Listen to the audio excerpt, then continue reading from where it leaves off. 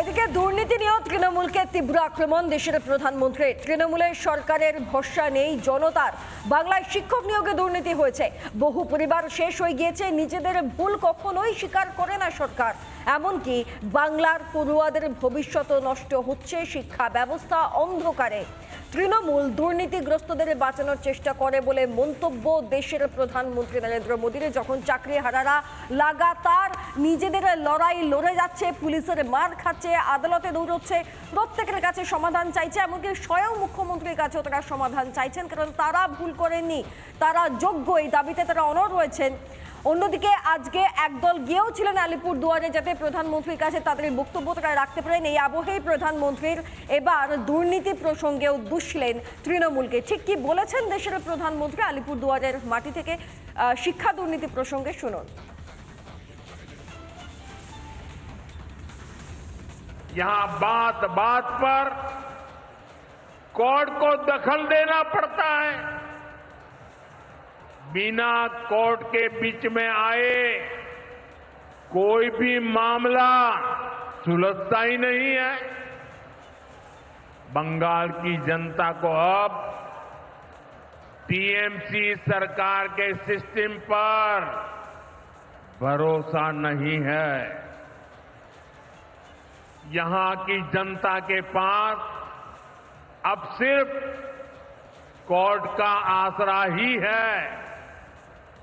इसलिए पूरा बंगाल कह रहा है, बंगाल में मची चीख पुकार, नहीं चाहिए निर्मम सरकार। बांग्लार चित्कार लागबे ना, निर्मम सरकार गरीब और मिडिल क्लास परिवारों पर होता। भ्रष्टाचार कैसे चारों तरफ बर्बादी लाता है, ये हमने टीचर भर्ती घोटाले में देखा है। टीएमसी सरकार ने अपने शासनकाल में हजारों टीचर्स का फ्यूचर बर्बाद कर दिया, उनके परिवारों को तबाह कर दिया, उनके बच्चों को असहाय छोड़ दिया। टीएमसी के घोटालेबाजों ने सैकड़ों गरीब परिवार के बेटे बेटियों को अंधकार में धकेल दिया है। ये सिर्फ कुछ हजार टीचर्स के भविष्य के साथ खिलवाड़ नहीं है, बल्कि पश्चिम बंगाल के पूरे एजुकेशन सिस्टम को बर्बाद किया जा रहा है। टीचर्स के अभाव में लाखों बच्चों का भविष्य दांव पर है। इतना बड़ा पाप टीएमसी के नेताओं ने किया है। हद तो ये है कि ये लोग आज भी अपनी गलती मानने को तैयार नहीं है। उल्टा देश की अदालत को, न्यायपालिका को, कोर्ट को दोषी ठहराते हैं।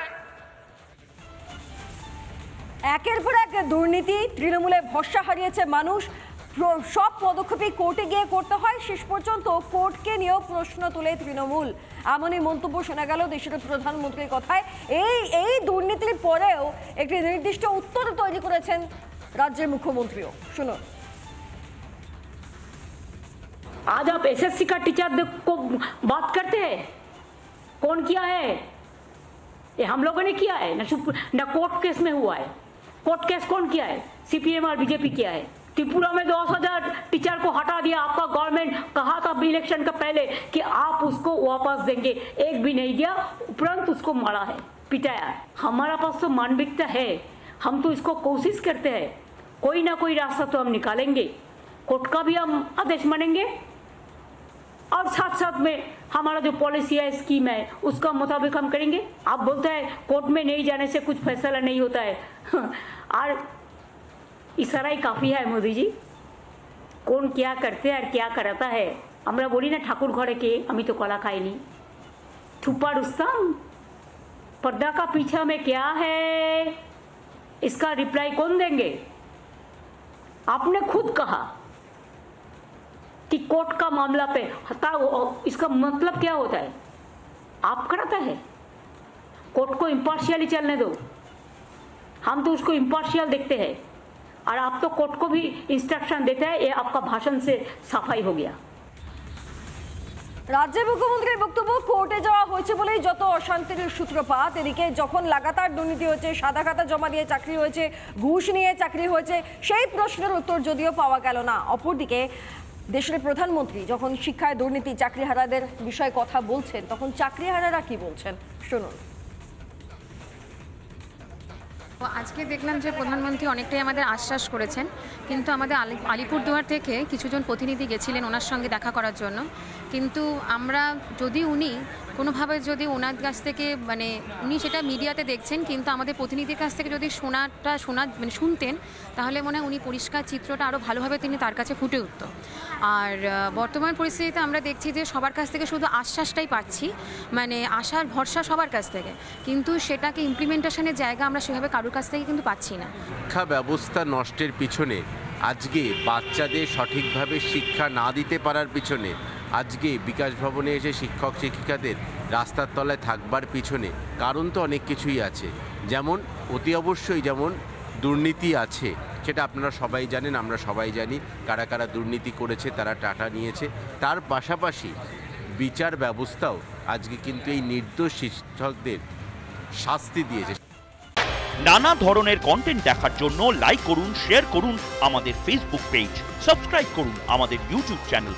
পাশাপাশি অন্যান্য ব্রেকিং নিউজের জন্য অবশ্যই চোখ রাখুন রিপাবলিক বাংলায়।